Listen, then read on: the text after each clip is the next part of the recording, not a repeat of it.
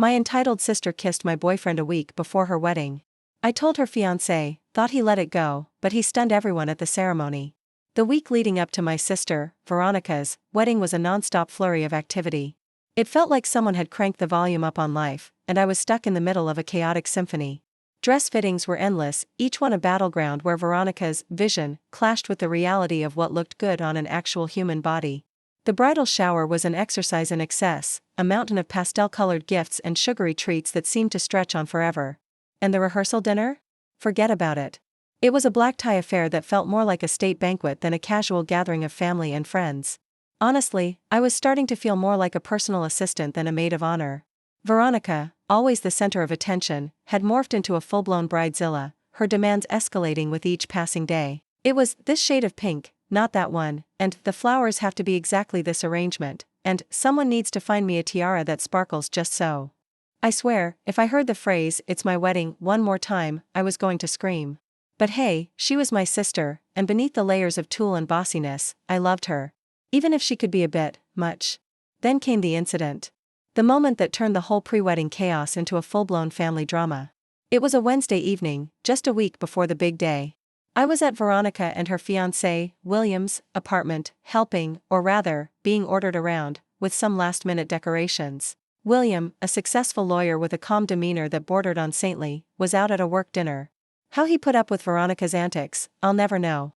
Maybe that was his secret, escaping to work dinners.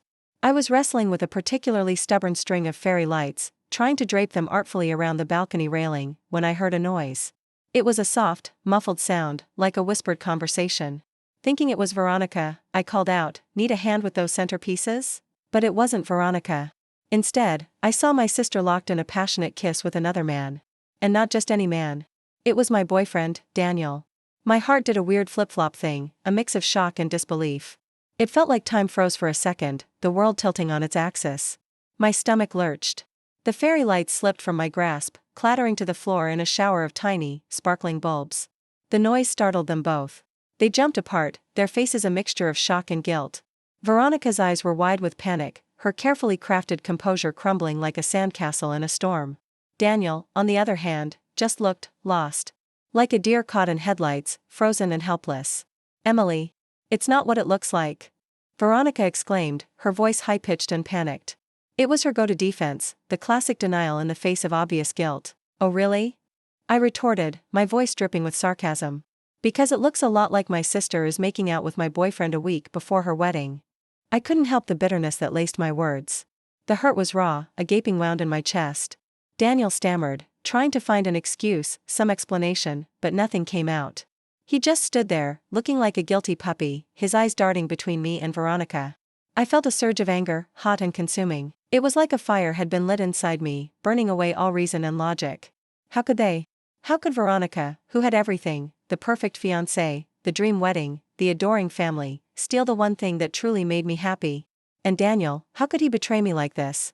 How could he look me in the eye and tell me he loved me, all the while sneaking around with my sister? I didn't say anything else. I couldn't.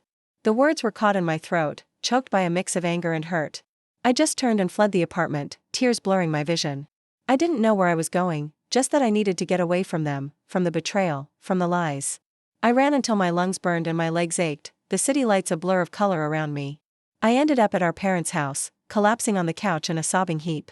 Mom, bless her heart, was always the calm in our family storm. She made me a cup of tea, the chamomile scent doing little to soothe my racing heart, and listened patiently as I poured out the whole sordid story. I told her about the stolen kiss, the look on their faces, the wave of hurt that had crashed over me. "Oh, honey," she said, her voice filled with sympathy. She reached out and took my hand, her touch warm and comforting. "What are you going to do?" That was the million-dollar question, wasn't it? What was I going to do? The question echoed in my mind, a heavy weight on my heart. Part of me, the impulsive, emotional part, wanted to confront Veronica right then and there. I wanted to scream and shout and let out all the anger and hurt that was bubbling inside me, threatening to spill over. I imagined marching into her perfectly decorated apartment, tearing down the fairy lights, and telling her exactly what I thought of her and her perfect life. But another part of me, the more rational part, knew that wouldn't solve anything. It would just create more drama, more chaos, more fuel for the already raging fire. It wouldn't undo what had happened, wouldn't erase the image of them kissing, wouldn't heal the hurt in my heart. And then there was William. Did I tell him? Did I ruin Veronica's perfect wedding? The thought hung in the air, a heavy, unspoken question. He seemed so happy, so in love with Veronica. He was a good man, kind and decent, and he didn't deserve to be hurt. But did he deserve to be lied to? Did he deserve to start his marriage with a foundation built on deceit? I wrestled with the decision for days, the pros and cons swirling in my mind like a tangled mess of yarn. Veronica, predictably, avoided me like the plague, her calls going straight to voicemail. She knew what she had done, and she didn't want to face the consequences. Daniel, on the other hand, bombarded me with apologies, texts, and calls, begging me to forgive him, claiming it was a mistake, a moment of weakness. He swore it would never happen again, that he loved me, that he couldn't live without me. But how could I forgive him? How could I forget the image of them together, the betrayal etched into my memory like a brand? How could I trust him again, knowing he was capable of such deceit? The thought of him touching me, kissing me, now felt tainted, poisoned by the memory of him with Veronica.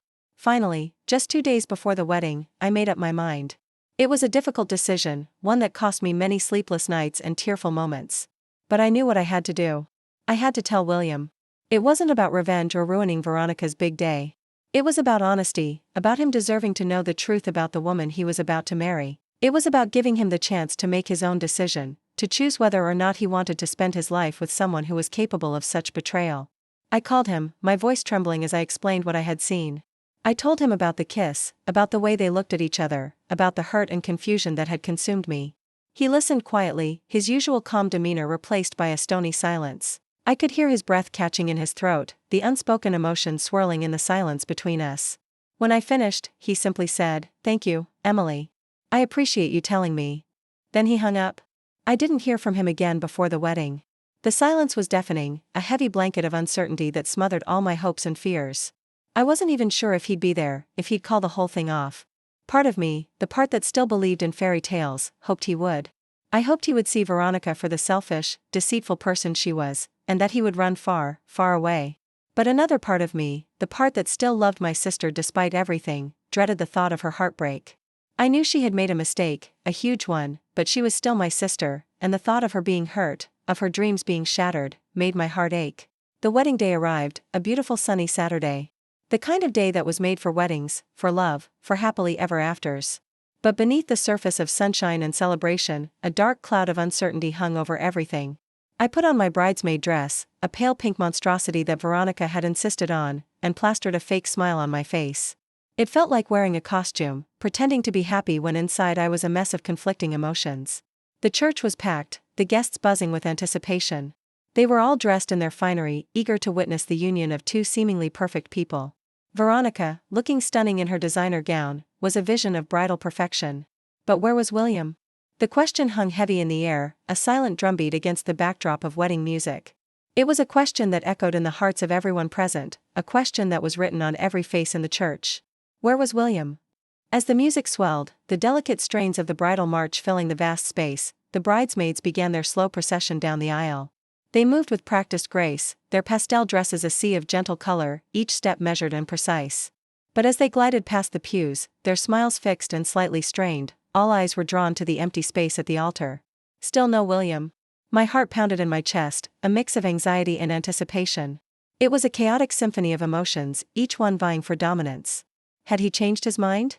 Had he decided to go through with the wedding, pretending everything was fine, burying the truth beneath a veneer of normalcy? The thought trailed off, unfinished, too painful to contemplate. I glanced at Veronica. Her smile, which had been so bright and confident just moments ago, was starting to falter. The carefully crafted facade of bridal bliss was beginning to crack, revealing the anxiety that lurked beneath. She shifted nervously, her weight shifting from one foot to the other, her eyes darting towards the back of the church, searching for William. A tiny frown creased her forehead, and her carefully applied makeup couldn't quite hide the flicker of panic in her eyes. The bridesmaids reached the altar, their pastel dresses a sea of gentle color surrounding the empty space where the groom should have been. Still no William. The music softened, a delicate melody that seemed to mock the tension in the air. It was a cruel irony, the sweet, romantic music playing against the backdrop of growing unease. Veronica's smile was now completely gone, replaced by a look of undisguised anxiety. Her carefully manicured hands gripped the bouquet tighter, the delicate flowers crushed against her trembling fingers, her knuckles turning white. Whispers rippled through the congregation, like a gentle breeze rustling through leaves. They started softly, tentative at first, but grew louder, more insistent, a chorus of speculation and gossip. Where is he? Has he left her at the altar? Oh, this is so awkward. The whispers swirled around us, each one a tiny pinprick of discomfort. I stood there, frozen in place, my own emotions a tangled mess. I didn't know what to expect. Part of me, the part that was still reeling from the betrayal, hoped he wouldn't show up, that Veronica would be left standing there, humiliated and alone, her carefully constructed world of perfection shattered. But another part of me, the part that still cared about my sister despite everything, dreaded the thought of her heartbreak. I knew she had made a mistake, a huge one, but she was still my sister, and the thought of her dreams being crushed, of her being the subject of whispered gossip for years to come, made my heart ache. Just as the priest, a kindly old man with a gentle smile, began the ceremony, his voice soft and soothing, attempting to fill the void left by William's absence, the doors of the church swung open. The sound echoed through the silent church, a dramatic interruption that made everyone jump. A collective gasp swept through the congregation, a wave of surprise and anticipation. All eyes turned to see William striding down the aisle. He moved with a newfound confidence, his shoulders squared, his gaze fixed straight ahead. He was no longer the calm, almost passive man I had known. There was a new strength in his stride, a sense of purpose that radiated from him. He was a man on a mission. He reached the altar, his footsteps echoing through the silent church, each one a deliberate punctuation mark in the unfolding drama. He took Veronica's hand, his touch surprisingly gentle, a stark contrast to the anger that I knew must be simmering beneath the surface. He turned to face the guests, his expression unreadable, a mask of composure that gave nothing away. The whispers died down, replaced by a hushed anticipation. Everyone knew something was about to happen. Before we begin, William announced, his voice clear and strong, cutting through the silence, there's something I need to say.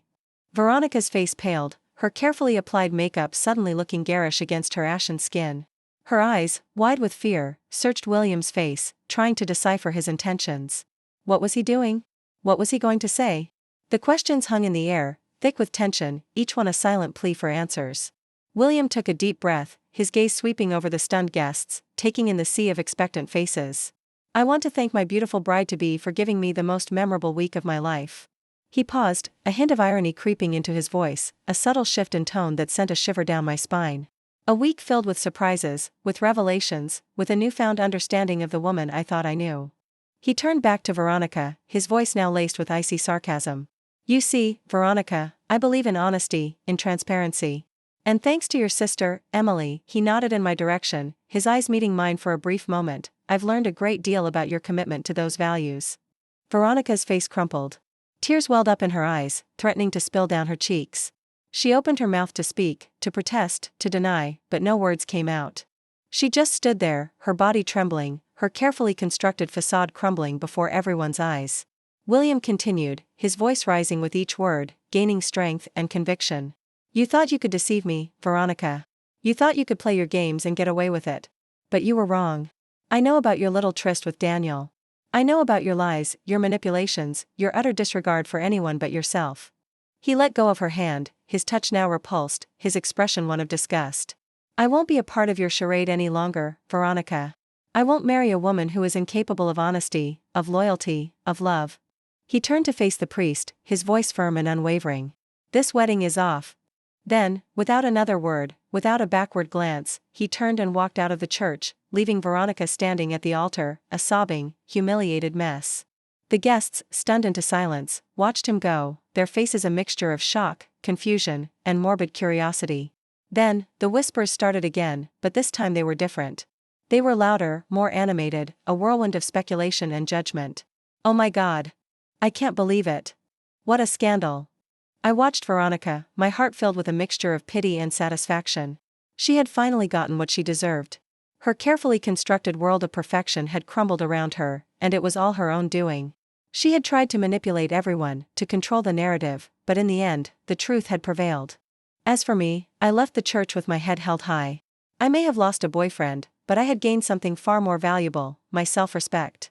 And in the end, that was all that mattered.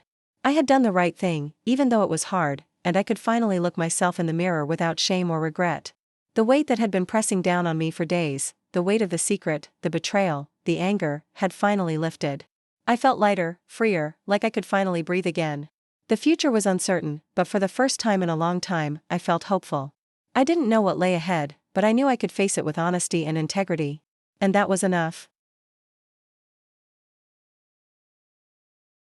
We were given an isolated table at my sister's engagement party because of our financial status, but her fiancé's words changed the narrative and my sister's face turned pale. Growing up in a poor working-class family, my sister Veronica and I faced a myriad of challenges that profoundly shaped our childhood and, ultimately, our adult lives. Our parents worked tirelessly, often juggling multiple jobs just to make ends meet. The constant struggle for financial stability created an environment filled with stress and uncertainty. We learned early on that money was tight, and luxuries were a distant dream. Our home was modest, and we often had to make do with what little we had. This upbringing instilled in us a sense of resilience, but it also highlighted the stark realities of life in a way that many of our peers couldn't comprehend.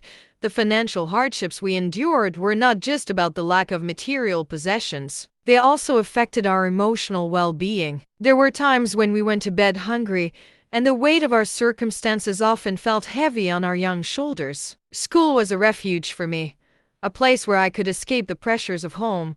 But for Veronica, it was a stage. She thrived on attention and often used her charm to navigate social situations, making friends easily and drawing people in with her vivacious personality. While I focused on my studies and worked hard to secure a better future, Veronica relied on her charisma to charm her way through life. This divergence in our coping mechanisms became a defining aspect of our relationship and our individual paths. As we grew older, the impact of our shared upbringing became even more pronounced in our life choices. I was determined to break the cycle of poverty that had defined our childhood. I poured myself into my education, taking on part-time jobs to save for college. My hard work was driven by a desire for stability and a better life, not just for myself but for our family as well. I wanted to prove that with dedication and perseverance, it was possible to rise above our circumstances. In contrast, Veronica took a different route. She often used her charm to navigate life's challenges,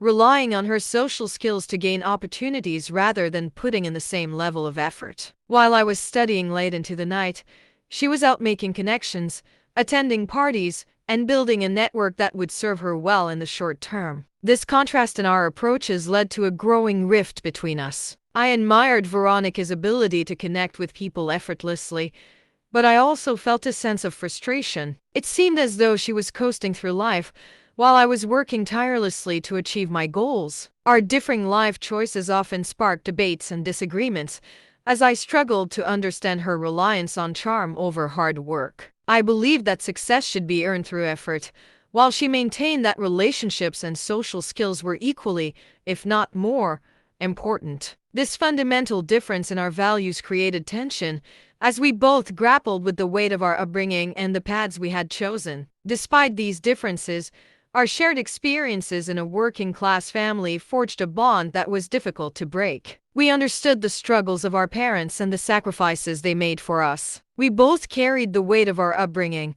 albeit in different ways. While I sought to escape our circumstances through hard work and education, Veronica embraced her charm as a means of survival. This divergence in our paths has led to a complex relationship, filled with both admiration and frustration. In reflecting on our childhood, it's clear that the challenges we faced shaped us in profound ways. The financial hardships we endured taught us resilience, but they also highlighted the different strategies we employed to cope with our reality. As we continue to navigate our relationship, I hope to find common ground, recognizing that while our paths may differ, our shared upbringing has left an indelible mark on both of us. Understanding these dynamics is crucial as we work to bridge the gap between our contrasting life choices and find a way to support each other moving forward. As adults, the paths that Veronica and I have taken diverged significantly, reflecting the choices we made in response to our shared upbringing. My journey has been characterized by a steadfast focus on education and career success. After graduating high school, I was determined to break free from the cycle of poverty that had defined our childhood. I enrolled in a community college, working multiple part-time jobs to support myself while pursuing my degree. Education became my sanctuary, a means to not only improve my circumstances but also to create a stable future for myself. I immersed myself in my studies, often burning the midnight oil to ensure I excelled academically. My hard work paid off when I graduated with honors, securing a position in a reputable firm that offered me the opportunity to grow and advance in my career. In contrast, Veronica took a different approach to adulthood. While I was focused on building a career, she leaned heavily on her charm and social skills to navigate life. Veronica developed a pattern of using relationships as a means to achieve financial stability. She often found herself in relationships with men who were well off, leveraging her charisma to gain access to their resources. While I was investing in my education and professional development, Veronica was attending social events, charming her way into circles that could provide her with the financial support she sought. This reliance on relationships for financial gain became a defining aspect of her adult life, and it was a choice that set us on very different trajectories. The impact of these choices on our relationship has been profound. As I climbed the corporate ladder, I found myself increasingly frustrated with Veronica's approach. I admired her ability to connect with people and her knack for making friends, but I couldn't help but feel that she was taking the easy way out. I often questioned her decisions, wondering if she truly understood the value of hard work and dedication. Our conversations became strained as I tried to convey the importance of self-sufficiency and the fulfillment that comes from achieving success through one's own efforts. Veronica, on the other hand, viewed my choices as overly serious and rigid. She believed that life was meant to be enjoyed and that relationships could provide a more immediate sense of security and happiness. This fundamental difference in our values created a rift between us. I felt a sense of disappointment that my sister, who had so much potential, was relying on others to secure her future. I worried that she was sacrificing her independence and self-worth for the sake of financial gain. Veronica, in turn, felt judged and misunderstood. She believed that her choices were valid and that she was simply navigating life in a way that worked for her. This clash of perspectives led to heated discussions and, at times, a sense of resentment. As time went on, the contrast between our lives became even more pronounced. I found fulfillment in my career, relishing the challenges and achievements that came with it. I was proud of the stability I had created for myself, and I often wished that Veronica could see the value in hard work and perseverance. Meanwhile, Veronica's relationships were often tumultuous, marked by ups and downs that left her feeling emotionally drained. While she enjoyed the perks of her lifestyle, the instability of relying on others for financial support took a toll on her well-being.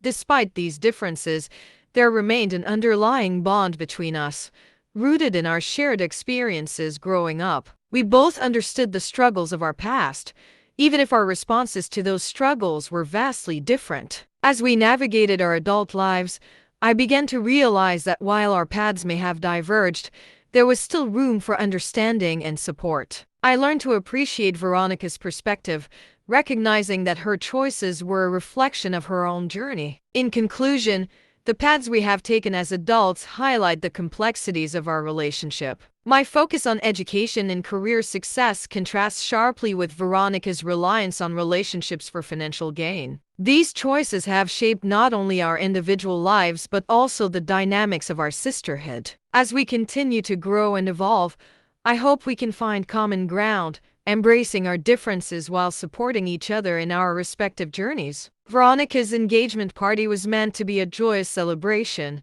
a moment to honor her new life with James. However, as the evening unfolded, it quickly became a backdrop for tension and confrontation. The venue was beautifully decorated, with twinkling lights and elegant floral arrangements that set a festive tone. Guests mingled, laughter filled the air, and the atmosphere was charged with excitement. Yet, beneath the surface, the dynamics of our family were brewing a storm that would soon erupt. The seating arrangement was a reflection of Veronica's dismissive behavior towards me and my husband. She had meticulously planned the layout, placing her closest friends and family members at the prime tables while relegating us to a less desirable spot at the back of the room. It felt intentional, a subtle reminder of the distance that had grown between us over the years. I could sense the discomfort in my husband's demeanor as we settled into our seats, the laughter of others ringing in our ears while we felt isolated from the celebration. Veronica's dismissive attitude was palpable. She flitted around the room,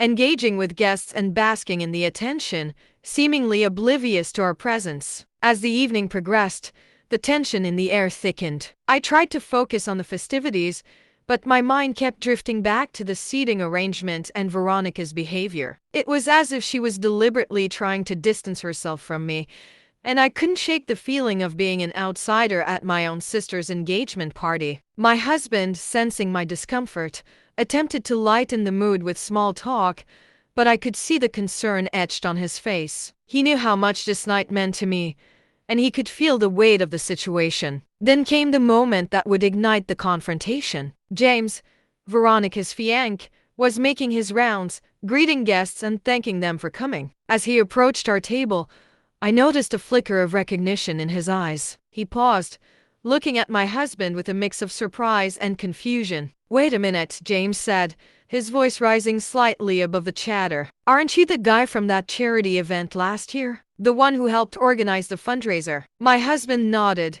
a hint of pride in his expression as he acknowledged James's recognition. But before he could respond, Veronica, who had been nearby, interjected with a dismissive laugh. "Oh, please, James, don't waste your time talking to them. They're just here because they had to be." Her words hung in the air like a heavy cloud, and I felt the heat rise to my cheeks. The humiliation was palpable, and I could see my husband's expression shift from surprise to hurt. The laughter and chatter around us faded into a dull roar as I processed Veronica's words. It was as if she had thrown a bucket of cold water over the warmth of the celebration, and the tension in the room became almost unbearable. I could feel my heart racing, a mix of anger and embarrassment flooding through me. How could she be so cruel? This was supposed to be a moment of joy, yet she had chosen to belittle us in front of everyone. My husband reached for my hand, squeezing it gently in an attempt to offer comfort, but I could see the disappointment in his eyes. He had always been supportive of my relationship with Veronica, but this was a new low. I could feel the weight of the humiliation pressing down on me, and I knew I had to say something. "Veronica, that's not fair," I finally managed to say, my voice trembling slightly. "We're here to celebrate you, not to be treated like we don't belong." The room fell silent, all eyes turning towards us. The tension was thick, and I could sense the discomfort of the other guests. Veronica's expression shifted from amusement to irritation, and I knew I had crossed a line. But in that moment, I didn't care. I was tired of being dismissed and belittled. The confrontation had been brewing for far too long, and it was time to address the rift that had grown between us. As the silence lingered, I could feel the weight of the moment. This engagement party, meant to celebrate love and unity, had become a battleground for unresolved issues and hurt feelings. The tension was palpable, and I knew that this confrontation would change the course of our relationship forever. The aftermath of the engagement party incident reverberated through our family like a shockwave, leaving a trail of confusion, hurt, and unresolved tension. As the dust settled, the reactions of family members varied widely, reflecting the complex dynamics that had long existed beneath the surface. Some relatives were quick to express their support for me, voicing their disapproval of Veronica's behavior and acknowledging the unfairness of her dismissive remarks. They rallied around my husband and me, offering words of encouragement and solidarity. Others, however, seemed more concerned about maintaining the peace, urging me to let it go and not make a scene at what was supposed to be a joyous occasion. This divide only deepened the rift between Veronica and me, as I felt increasingly isolated in my decision to confront her. In the days following the party, I found myself replaying the incident over and over in my mind. The humiliation I felt was still fresh, and I couldn't shake the feeling that this was not an isolated incident, but rather a culmination of years of dismissive behavior from Veronica. It became clear to me that I could no longer tolerate the toxic dynamics that had developed between us. After much reflection, I made the difficult decision to cut ties with Veronica. It was not a choice I took lightly. She was my sister after all, and we had shared so many memories together. However, I realized that the emotional toll of our relationship was too great, and I needed to prioritize my mental well-being. Communicating my decision to my family was challenging. I knew that some would understand, while others would view it as an overreaction. When I finally gathered the courage to explain my feelings, I was met with mixed reactions. Some family members expressed their support, acknowledging that standing up against toxic behavior was essential for personal growth. They recognized that my decision was rooted in self-respect and the desire for healthier relationships. Others, however, were less understanding, urging me to reconsider and suggesting that family bonds should be preserved at all costs. This pushback only reinforced my resolve. I had spent too long allowing Veronica's behavior to dictate my feelings and self-worth. The impact of my decision rippled through our family dynamics. Veronica, who had always been the center of attention, suddenly found herself facing the consequences of her actions. The support she had taken for granted began to wane as family members started to question her behavior. Some began to distance themselves from her, recognizing that her dismissive attitude was not just directed at me but had affected others as well. This shift in dynamics was both unsettling and liberating for me. I felt a sense of empowerment in standing up for myself, but I also grappled with the sadness of losing a sister who had once been my closest confidant. As time passed, I began to realize the importance of standing up against toxic behavior, not just for myself but for the sake of my own family. I wanted to model healthy boundaries for my children, teaching them that it's okay to walk away from relationships that are harmful. I understood that family is not just about blood ties. It's about mutual respect, support, and love. By cutting ties with Veronica, I was not only protecting myself but also setting a precedent for my children to prioritize their mental health and well-being. In the months that followed, I focused on rebuilding my life and nurturing the relationships that brought me joy and fulfillment. I understood that family is not just about blood ties. It's about mutual respect, support, and love. By cutting ties with Veronica, I was not only protecting myself but also setting a precedent for my children to prioritize their mental health. The months that followed, I focused on rebuilding my life and nurturing the relationships that brought me joy and fulfillment. I surrounded myself with supportive friends and family members who uplifted me and respected my boundaries. This newfound clarity allowed me to reflect on the lessons learned from my relationship with Veronica. I recognize that while family dynamics can be complicated, it's essential to prioritize one's mental health and well-being above all else. Ultimately, the incident at the engagement party served as a catalyst for change in my life. It forced me to confront the toxic patterns that had developed over the years and empowered me to take control of my narrative. While the decision to cut ties with Veronica was painful, it was also liberating. I learned that standing up against toxic behavior is not just an act of defiance. It's an affirmation of self-worth and a commitment to fostering healthier relationships. As I moved forward, I carried these lessons with me,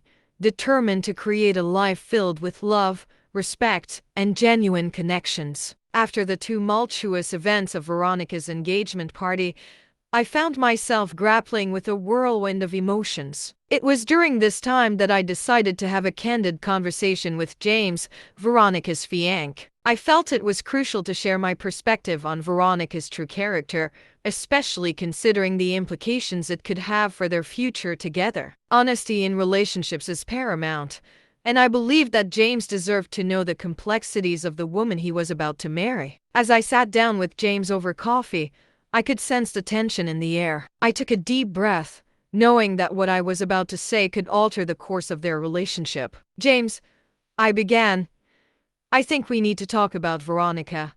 His expression shifted slightly, a mix of curiosity and concern. I continued, "I know you love her, but I feel it's important for you to understand some aspects of her character that might not be immediately apparent." I explained how Veronica had often relied on her charm and social skills to navigate life, sometimes at the expense of honesty and integrity. I recounted instances from our childhood where her behavior had been dismissive or manipulative, emphasizing that these patterns had persisted into adulthood. I wanted James to see that while Veronica could be warm and engaging, There was also a darker side to her personality that could emerge when she felt threatened or challenged. My motivation for revealing this was not to tarnish her image but to ensure that James entered into marriage with a full understanding of who he was committing to. As I spoke, I could see James processing my words. He listened intently, his brow furrowing as I detailed specific incidents that illustrated Veronica's behavior. I shared how her dismissive attitude at the engagement party was not an isolated incident, but rather part of a larger pattern. I wanted him to understand that while Veronica could be charming, her actions often reflected a lack of consideration for others' feelings. I emphasized that honesty is the foundation of any strong relationship, and if he was to build a life with Veronica, he needed to be aware of the complexities that came with her character. James's reaction was one of surprise and concern. He had always seen Veronica through a lens of admiration, captivated by her charisma and confidence. Hearing my perspective forced him to reevaluate his understanding of her. "I had no idea," he admitted, his voice tinged with disbelief. "I thought she was just being playful or confident. But now I see there might be more to it."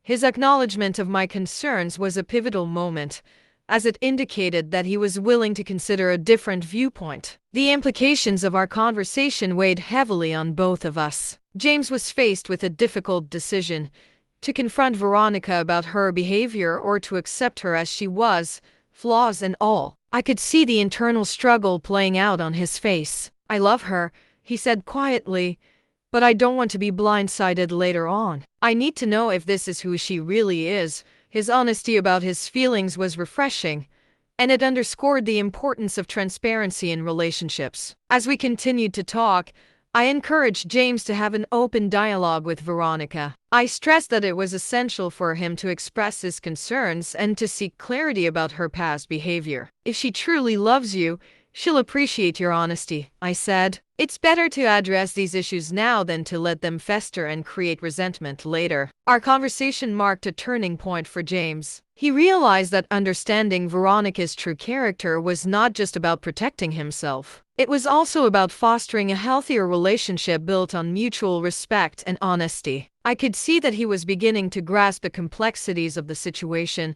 and I hoped that this newfound awareness would empower him to approach Veronica with the truth. In the end, my conversation with James was not just about revealing Veronica's past. It was about emphasizing the importance of honesty in relationships. It was a reminder that love should be rooted in understanding and acceptance, and that confronting uncomfortable truths can ultimately lead to stronger bonds. As I left our meeting, I felt a sense of relief, knowing that I had done my part to ensure that James was equipped with the knowledge he needed to navigate his future with Veronica. The final confrontation between Veronica and me had been a long time coming, a culmination of years of unresolved tension and hurt feelings. After the incident at her engagement party, I had spent countless nights reflecting on our relationship and the toll it had taken on my emotional well-being. I knew that I could no longer allow her dismissive behavior to dictate my self-worth. It was time to take a stand, to assert my boundaries, and to prioritize my own mental health. With a heavy heart, I made the decision to cut off all ties with Veronica. As I prepared for our confrontation, I felt a mix of anxiety and determination. I knew that this conversation would be difficult, but I also understood that it was necessary for my own peace of mind. I chose a quiet cafe, a neutral space where we could talk without distractions. When Veronica arrived, she seemed unaware of the gravity of the situation. She greeted me with her usual charm, but I could sense an underlying tension in the air. I took a deep breath, steeling myself for what I needed to say. "Veronica," I began, my voice steady but laced with emotion, "we need to talk about our relationship." Her expression shifted slightly, curiosity mingling with apprehension. I continued, "I've been doing a lot of thinking since the engagement party, and I've come to a difficult decision. I can't continue to have you in my life."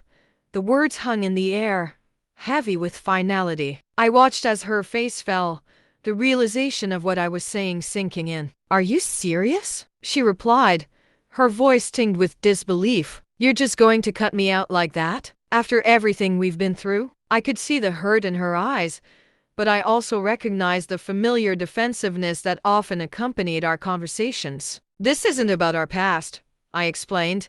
"It's about how I feel in our relationship now. I need to prioritize my self-respect and my mental health. Your behavior has been toxic, and I can't allow it to affect me any longer."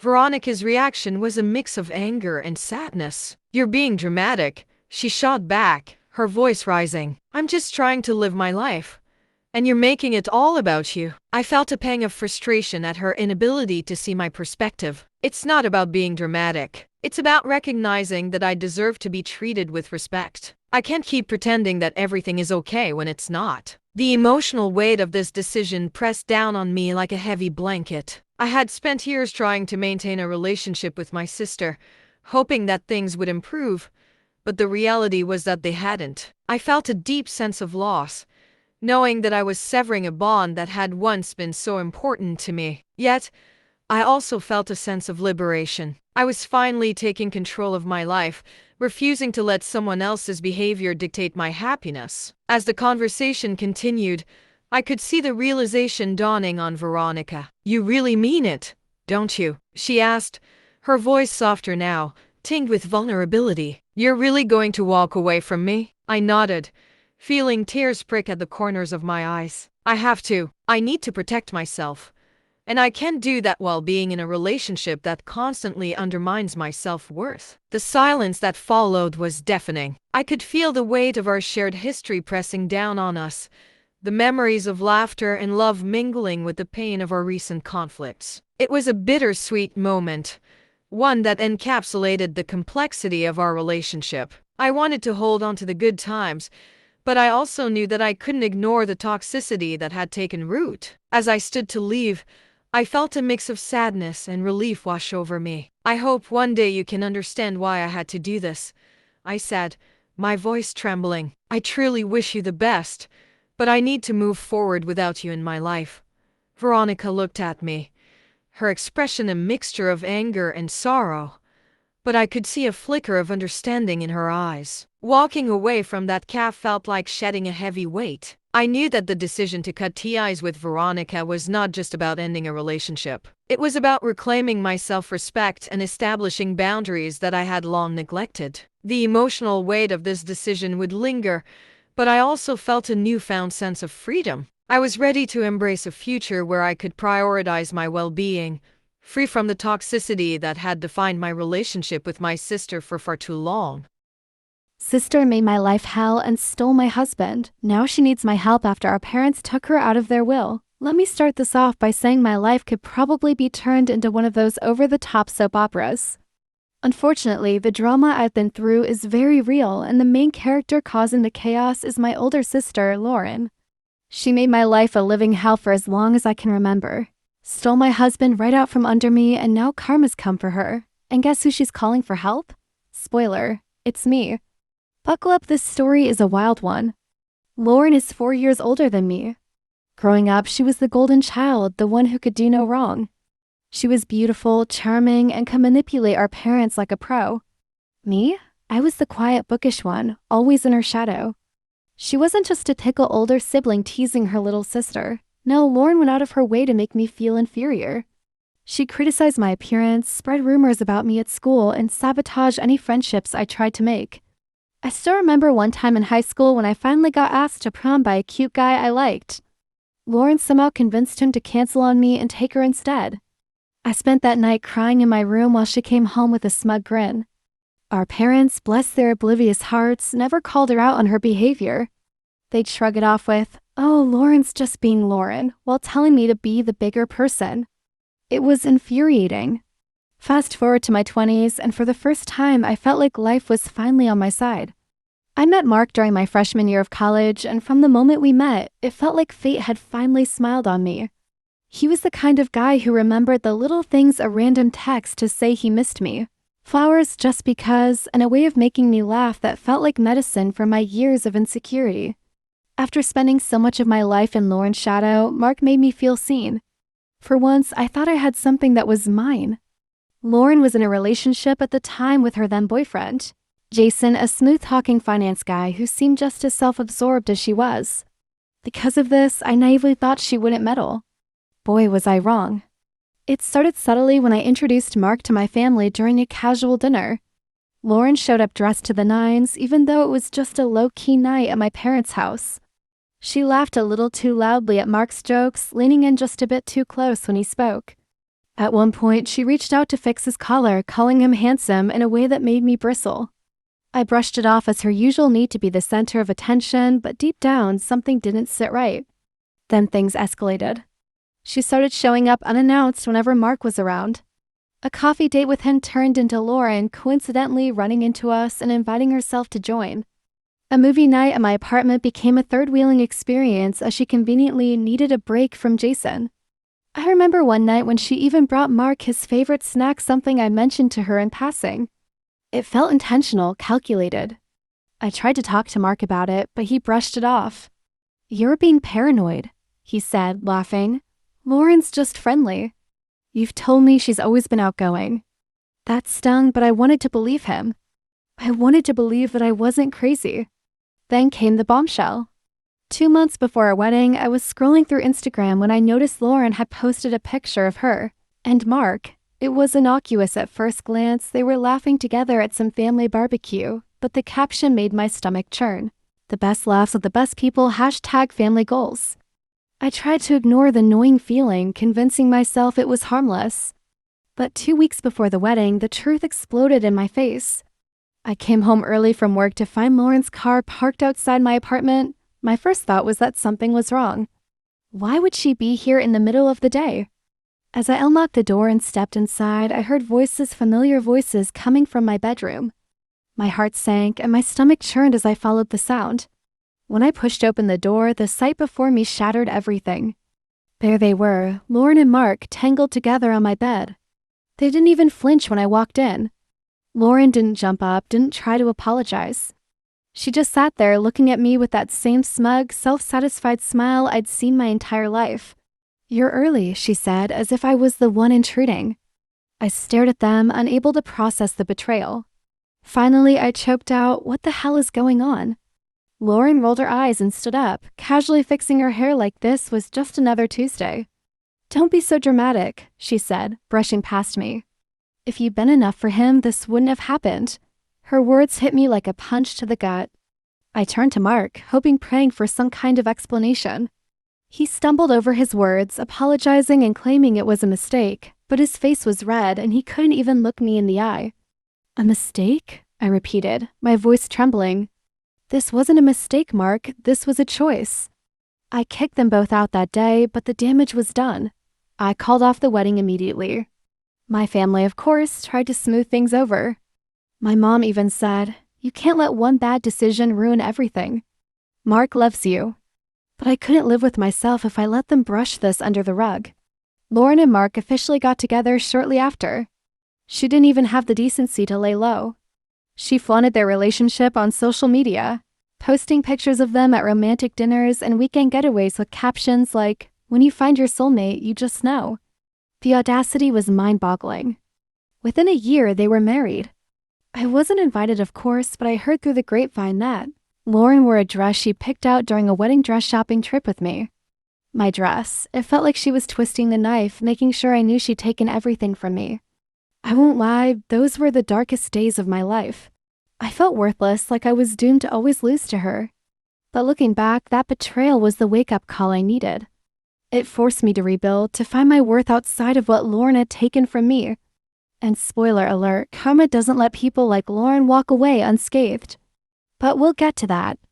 After that, I went low contact with my family. I couldn't bear the sight of Lauren or hear my parents constantly defend her. They'd say things like, "You can't choose who you love," as if that justified what she'd done. I threw myself into my career, moved to another city, and rebuilt my life. Over time, I found happiness again. I made amazing friends, got promoted to a senior position at work, and even met someone new, a kind, wonderful man named Ethan who treated me like a queen. Meanwhile, Lauren's life wasn't as picture-perfect as she made it seem on social media. Her marriage to Mark was rocky from the start. Shocking, right? And they divorced after 3 years. Apparently, Mark cheated on her, which I'd be lying if I said didn't feel like poetic justice. Here's where things get truly juicy. My parents, to put it lightly, are loaded as in live-in maid, luxury vacations, and a vintage wine collection loaded. Growing up, Lauren had always flaunted our parents' wealth as if it were her own personal treasure chest. She'd brag about the trips they took us on, the private schools we attended, and even the designer bags my mom gifted her for birthdays. She carried herself like a princess who assumed the kingdom would one day be hers. I mean, why wouldn't she? Lauren had perfected the art of manipulation, always making my parents believe she was the golden child. For years, I watched my parents bend over backward for her even when she was blatantly selfish. She'd drop by for dinner and walk out with leftovers, pantry staples, and sometimes even my mom's jewelry, claiming it went better with her outfit. They excused her behavior, saying, "That's just how Lauren is." But even Lauren's reign had to crumble someday, and oh boy, did it come crashing down in spectacular fashion about 6 months ago? It all started with her brilliant business idea. Lauren announced she was starting a lifestyle brand that would revolutionize Instagram. She needed a small loan of $50,000 to fund her vision.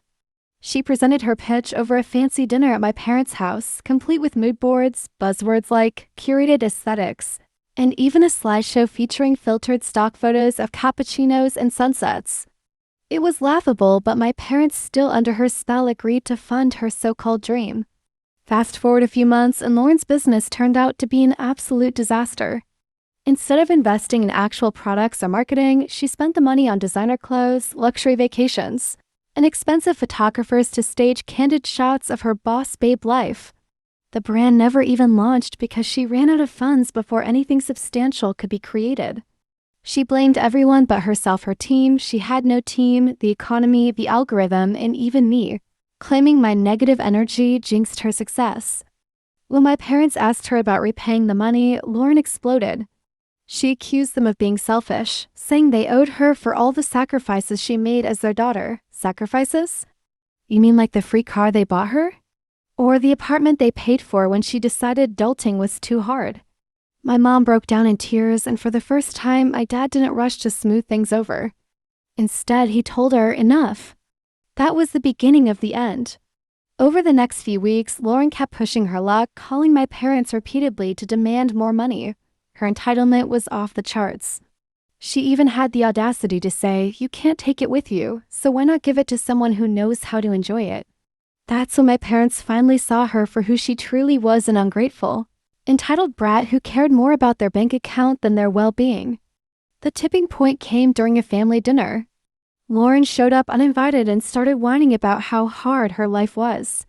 She claimed it was unfair that I had a stable job while she was trying to make a difference in the world. My mom, bless her heart, stayed calm and simply said, "Lauren, we've given you every opportunity to succeed. At some point, you need to take responsibility for your choices." Lauren rolled her eyes and muttered something about boomer mentality. My dad, who had been silent until then, stood up, slammed his napkin on the table, and said, "Lauren, you've made your bed. Now lie in it." 2 weeks later, they rewrote their will. Everything was left to me. The house, the savings, the investments, even the precious wine collection Lauren always claimed she'd inherit. She was completely cut out. I didn't know they'd done it until Lauren called me in a fit of rage, screaming that our parents were ruining her life. Apparently, my parents had finally had enough of her tantrums and told her about the will during one of her infamous money-demanding phone calls. When she realized she was no longer in line for the golden goose, Lauren lost it. She accused them of playing favorites and cried about how unloved she felt. My dad's response? "This isn't about love, Lauren. It's about respect, and you've given us none." Since then, Lauren has been spiraling.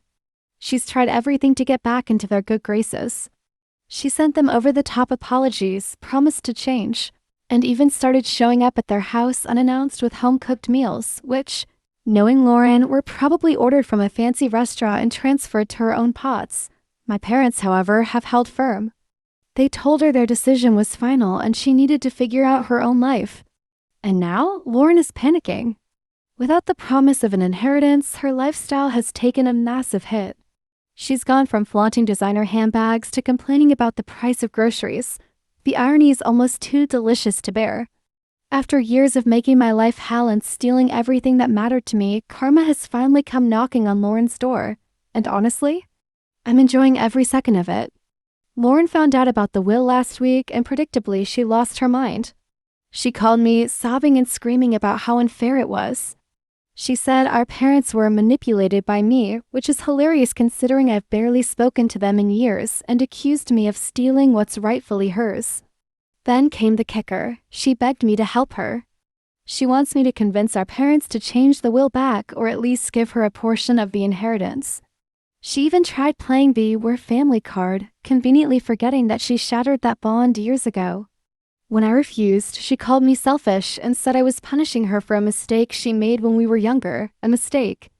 As if stealing my fiancé and making my life miserable for years was some minor slip-up. Here's the thing, I don't want the money. I'm financially stable and I've built a life I'm proud of without relying on anyone else. But I also don't think Lauren deserves a single penny after the way she's treated everyone around her. Our parents made their decision, and it's not my job to fix the mess she created. I told her as much and hung up the phone. Since then, she's been blowing up my phone with texts ranging from guilt trips to outright threats. I've ignored them all. My parents, meanwhile, have decided to spend a good chunk of their money while they're still alive. They've been traveling, donating to causes they care about, and living their best lives. I couldn't be happier for them. As for me, I've made peace with the past. I no longer feel anger or resentment toward Lauren, just pity. She spent her entire life tearing others down, and now she's facing the consequences. Ethan and I are planning our wedding for next summer, and I'm genuinely the happiest I've ever been. Lauren isn't invited, of course, but our parents will be there, along with the amazing friends who've become my chosen family. If there's one thing I've learned from all of this, it's that karma is real. And sometimes you don't need to seek revenge. Life has a way of balancing the scales on its own. So Reddit, what do you think? Am I wrong for refusing to help Lauren? Or is this just karma doing its thing? My wife demands 2 more kids ASAP, or she use IVF or a donor without me. Throwaway account here for obvious reasons. I'm Mark, 31 years old, and my wife, Emily, is turning 30 next month. We've been together for 8 years and have a beautiful daughter, Lily, who's now 1.5 years old. On the outside, we look like the perfect little family. But beneath the surface, our marriage is unraveling, and I feel like I'm at a breaking point. Emily has always been clear about wanting 3 kids. I remember her mentioning it on one of our early dates. At the time, I nodded along because I wasn't sure what I wanted yet. I knew I wanted kids someday, but I didn't have a specific number in mind. I assumed we'd cross that bridge when we got there, take it one child at a time, see how we felt, and make decisions as we went. But now that we're here, I realize how naive that assumption was. Parenthood has been the most rewarding yet challenging experience of my life. When Lily was born, I was hit with a flood of emotions I wasn't prepared for: love, fear, joy, exhaustion. But what I didn't expect was how much becoming a dad would dredge up unresolved trauma from my own childhood. My parents were neglectful, emotionally distant, and often absent. Raising Lily has brought all those memories to the surface, and it's been overwhelming. For the past 2 years, I've been in therapy almost every week, trying to work through it all. I've also struggled with severe postpartum depression and anxiety, something I didn't even know men could experience until it hit me like a ton of bricks. To be honest, I'm not sure if I can handle having another child. Right now, I feel like I might be one and done. Emily, on the other hand, is ready to dive back in. For the first year after Lily was born, she was hesitant about having another baby.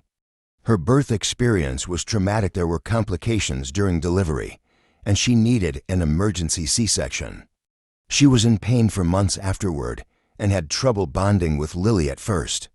I supported her through it as best as I could, and over time, she healed physically and emotionally. But now, she's shifted gears entirely. Her maternal instincts have kicked into overdrive, and she's become laser-focused on having more kids. Emily says she has to have 3 children, that it's something she's known in her heart for as long as she can remember. She says she feels incomplete and deeply unhappy for the rest of her life if she doesn't. She also has a timeline in her mind. She wants to be done having kids by 31 at the latest.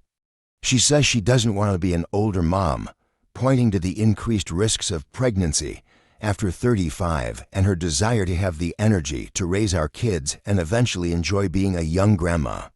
I get it. I really do. But the pressure she's putting on me is unbearable. Emily initially wanted to start having kids at 25, but she waited for me until she was 27. Back then, I didn't feel like our relationship was ready for such a big step. We had serious communication issues, and our fights were intense and unresolved.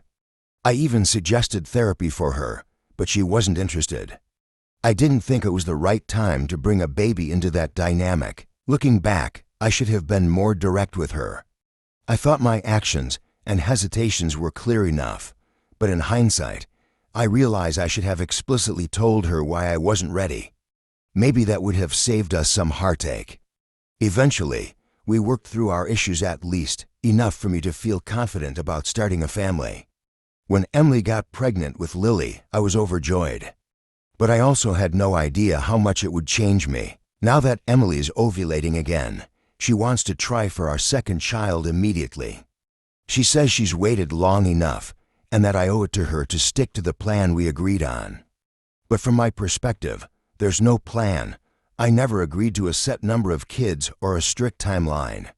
I thought we'd make these decisions together, as partners, based on how we both felt. When I try to explain my fears and hesitations, Emily brushes them off. She says I'm overthinking it, that I'll feel differently once the baby is here. But how can she know that? I've spent the last 2 years wrestling with anxiety, depression, and unresolved trauma.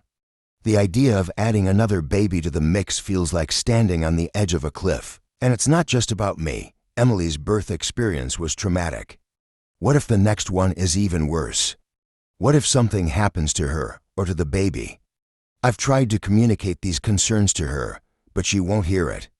She's adamant that we need to get started now. She says she's already waited for me once, and she refuses to wait any longer. Then she dropped the bombshell. If I don't agree to have another baby, she go ahead and use IVF or a sperm donor. Emily's ultimatum has shattered me. She says she loves me, but she won't sacrifice her dream of having 3 kids for our relationship. If I'm not willing to make her pregnant, she'd take matters into her own hands. She even said that if she goes the IVF route, she'd be okay with us staying together, but that I'd need to accept and raise the donor-conceived child as my own. I don't know how to process this. If we stay together, I'll essentially be a dad again, just not biologically. If we separate, I'll lose everything: my wife, our home, time with Lily. I can't bear the thought of only seeing my daughter on weekends. And even if we separate, I know I'll still feel obligated to help Emily, for Lily's sake. That means I'd probably end up being involved in raising the donor-conceived child anyway. I feel trapped. Even if I cave and agree to have a second child, what's to stop this from happening again in 2 years when she wants a third? The cycle of pressure and ultimatums will just repeat itself. Last night, we had another fight. This wasn't just an argument, it was the kind of fight that leaves you emotionally drained, staring at the ceiling long after the house falls silent. It started after dinner, but I could feel the tension brewing long before that. Emily had been quiet all evening, her lips pressed into a thin line, her fork scraping her plate louder than usual. When we finally put Lily to bed, the dam broke. Emily sat on the edge of the couch, her hands clenched tightly in her lap. Her eyes, usually so soft, were sharp and glistening with unshed tears. "Mark, we need to talk," she said, her voice strained, like she was barely holding it together. I sighed, already knowing where this was headed. "Emily, can we just—" "No, we can't just. We need to figure this out. I can't keep living in this limbo, Mark. I need an answer. Are we having another baby or not?" Her words were like a match to dry kindling, and I felt the familiar surge of frustration bubbling up inside me. "Emily, I've told you I'm not ready.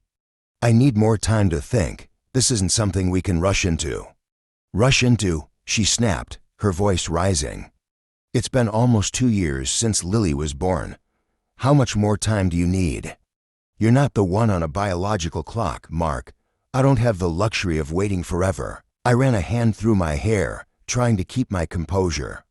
You act like I'm doing this to punish you. I'm not saying no, Emily. I'm saying not right now. I'm still dealing with everything. Everything, she interrupted, her tone dripping with incredulity. Mark, I get that you have your own issues, I do. But at some point, you have to stop hiding behind them. You're not the only one struggling here. Do you think it's been easy for me? Do you think I haven't had moments where I felt like I was drowning too? Her voice cracked, and for a moment, I thought she might soften. But instead, she pressed on, her words coming faster, harsher. You're being selfish, Mark. You're so wrapped up in your own head that you can't see what this is doing to me. You're holding me back from living the life I've always dreamed of, a life we both agreed on. That's not fair, I shot back, my voice rising to match hers. I never agreed to a timeline, Emily. I never said I'd be ready to have 3 kids by the time we hit 30. You decided that for us, and now you're trying to force me into it, whether I'm ready or not. Her face hardened, and for a moment, the room was filled with a heavy, suffocating silence. Then, she stood up, crossing her arms over her chest like she was bracing herself for what she was about to say. Mark, she said, her voice trembling with emotion, I love you. But I can't let you take this away from me. I can't live with the regret of not having the family I've always wanted. If you won't do this with me, I'll do it without you. Her words hit me like a punch to the gut. I stared at her, stunned, unable to process what I'd just heard. What are you saying? I asked, my voice barely above a whisper. Her eyes filled with tears, but her resolve didn't waver. I'm saying that I'll go ahead with IVF or a donor if I have to. I don't want to, Mark. I want you. I want us. But if you're not willing to give me what I need, then I have no choice. This isn't just about me, it's about the life I've always dreamed of, the life I can't give up. I felt like the floor had been ripped out from under me. My heart was pounding, and my thoughts were racing. Emily, you can't be serious. You're talking about bringing another life into our world without even consulting me. Do you realize what you're saying? Yes, she said firmly, though her voice cracked slightly. I've thought about it a lot. And I'd rather go through it alone than live with the resentment of never having the family I've always wanted. I'm sorry, Mark, but I have to put myself first on this. Her words cut deeper than I thought possible. I couldn't speak. I could barely breathe. I felt a sharp, suffocating pressure in my chest, like I was being squeezed from the inside out. You're giving me an ultimatum, I finally said, my voice hoarse. You're telling me to either give in to what you want or watch you do it without me. Do you even hear how cruel that sounds? She blinked rapidly, her tears finally spilling over. It's not an ultimatum, Mark, it's reality. I've already waited for you once. I can't wait anymore. Every month that passes feels like another door closing. You don't understand what that's like. You can't understand. Her words were laced with pain, but they only fueled my own. You're right, Emily. I don't understand. I don't understand how you can claim to love me and still threaten to do something that would tear our family apart. Do you even care how this is affecting me, or is it all about you and your timeline? Her face crumpled, and for a moment, I thought she might back down. But then she straightened her shoulders and looked me in the eye. I care, Mark. I care more than you know. But this isn't just about us, it's about the future. It's about Lily. It's about the family I've dreamed of since I was a little girl. I'm sorry if that makes me selfish, but I can't give it up, not even for you. She turned and walked away, leaving me standing alone in the living room, my mind racing and my heart shattered. That night, I barely slept. I lay awake, staring at the ceiling, replaying her words over and over in my head. The woman I loved, the woman I thought I'd spend the rest of my life with, had just given me an impossible choice. And no matter what I decided, I knew I'd lose a piece of myself in the process. I feel like I'm drowning. The stress is suffocating, and I can't think clearly. I don't want to lose Emily, but I also can't ignore my own feelings and fears. Part of me wonders if I'm being selfish. Should I just suck it up and give her what she wants? Is that what love and partnership are supposed to be about? Or am I right to stand my ground and insist that this decision needs to be mutual? I don't know how to move forward. Every option feels like a lose-lose situation. If anyone has advice or has been through something similar, I could really use some guidance right now.